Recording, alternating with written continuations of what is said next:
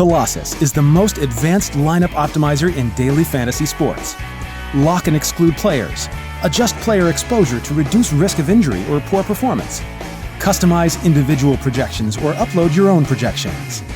Generate hundreds of optimal lineups in seconds. Name and save the best lineups. Create winning lineups for the top sites like DraftKings and FanDuel for free at dailyfantasycafe.com. Hello and welcome to The Blitz, the NFL Defense Analysis Podcast. I'm Big Italy 42 here, breaking down some options for you here for NFL Week 4 for your defenses. And this article, of course, comes courtesy of Spencer Limbach at Spencer_JL. And this top one should be no surprise to you. The Arizona Cardinals against the St. Louis Rams. Rams coming off a nice 6-point performance, and by that I mean 6 points are that they scored against the Steelers' average defense there.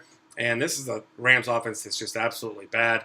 They did well in Week 1, as Spencer points out here, but a lot of it was returns, turnovers, field position, a lot of that. And this has been a terrible offense. They don't have playmakers. Nick Foles looks awful. Arizona, opportunistic defense, putting up a ton of fantasy points as far as pick sixes, turnovers, sacks. I mean, this defense looks incredible right now. So, going to be a very popular play, and rightfully so.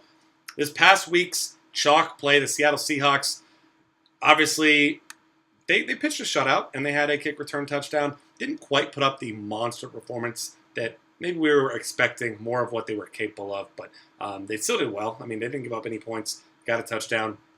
Now they face against the Detroit Lions, and the Detroit Lions, I mean, they're a mess right now. Matt Stafford doesn't look good. Calvin Johnson looks great. The play calling looks absolutely horrible, if you ask me.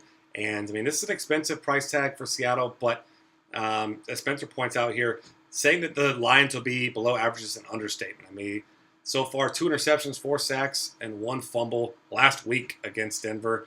The fumble, I'm not a believer it was actually a fumble, but that's neither here nor there. And Seattle, I mean, especially at home, this is absolutely a great spot for them. They need another big win. They're only 1-2 here. They're trying to keep pace with a team like Arizona in their division. So another big one for them there. And Matt Stafford and turnover-prone offense, certainly a great place for them to be. The Broncos against the Minnesota Vikings. The Broncos have been absolutely tremendous so far. 18 DraftKings fantasy points per game. And they're at home against Minnesota. And this is the best passing defense in all of football. And it hasn't even really been all that close. I mean, Seattle's been very good as well, but Denver, 176 yards through the air and 82 rushing yards per game. Allowed 49 total points in 3 games. I mean, this has been an incredible defensive unit. So you gotta give them a look here. And this is a Minnesota defense that, you know, they're an average offense. Or I'm sorry, Minnesota offense that's just average. They don't have a lot of playmakers. I mean, they've got it's a whole bunch of disappointment on this Minnesota side. You've got Adrian Peterson, but obviously this is a smart defense in Denver. They're going to load up the box and dare Minnesota to throw the ball down the field. So, you know, if you have success against these corners, right, to the best duo of corners in all of football, good luck with that. I just don't expect the Vikings to score a whole lot of points. I mean, I consider the Lions to be a much better offense. I mean, barely, but they are a better offense than the Vikings, and they struggle to move the ball against this team as well. So not a good spot for the Vikings. Great spot for the Denver Broncos defense. Indianapolis Colts against the Jacksonville Jaguars. The Jags definitely didn't do – they've been marginally improving from last season. The last few years, they were arguably the worst offense in all football, very close to that. And they haven't been terrible the last few weeks, very giving to opposing defenses. But this is a Colts defense that has a nice pass rush, and they're an opportunistic defense that makes plays as well. And this is a good spot for them against the Jacksonville offense that just doesn't have consistent playmakers. They don't have a consistent flow in their offensive attack. So this is a team that, while they might not make a ton of mistakes, you don't expect them to make a lot of big plays or score a lot of points either, which is certainly going to be a good thing for the Colts. And the Colts need this win as well. So you got to keep that in mind. This is a team that's going to play hungry after a miracle come from behind victory last week. Philadelphia Eagles against the Washington Redskins. Last week, Eagles, 3 interceptions, scored a defensive touchdown.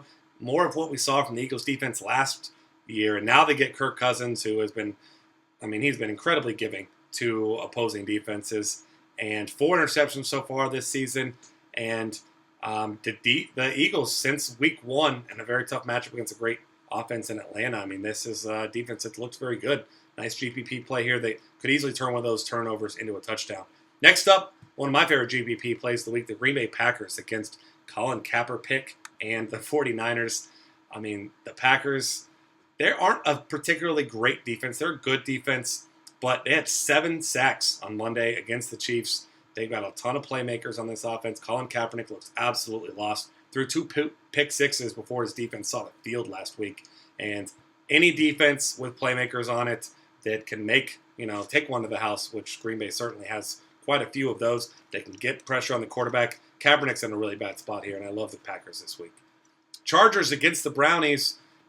This is an interesting one for the Chargers. The Chargers haven't been a great defense either, but when you look at the numbers, though, they've been great against the pass, 189 yards a game. They have not been good against the run. Unfortunately for the Browns, they have been, I guess, better. I mean, still not good through the air, but a better passing attack than they have been rushing attack, if you can even say that. But the rushing attack's been terrible, so you don't expect they'll be able to exploit the weakness of the Chargers there.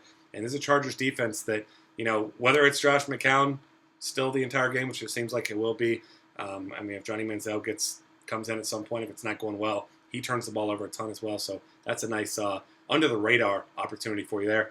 And then the Carolina Panthers here, this is a very interesting one at Tampa Bay. They've been good, albeit not great so far this season. This past week, Luke Kuechly was out. That's a huge loss for them. They're anticipating, last I read, that he clears concussion protocol on Wednesday of this week. So hopefully he'll be back in action this week, which would give them a huge boost against rookie quarterback Jameis Winston, who, he scored just 9 points, had an interception last week. And Jameis Winston, while he hasn't been turning the ball over a ton, he also hasn't been very, very productive in this offense, despite the fact that he has some weapons. So this is an offense I don't have much faith in, especially if Luke Kuechly comes back. Carolina makes for a really nice play. That's going to wrap things up. Find us on Twitter at DF Cafe. Subscribe to our YouTube channel. Check out the rest of our great content at dailyfantasycafe.com.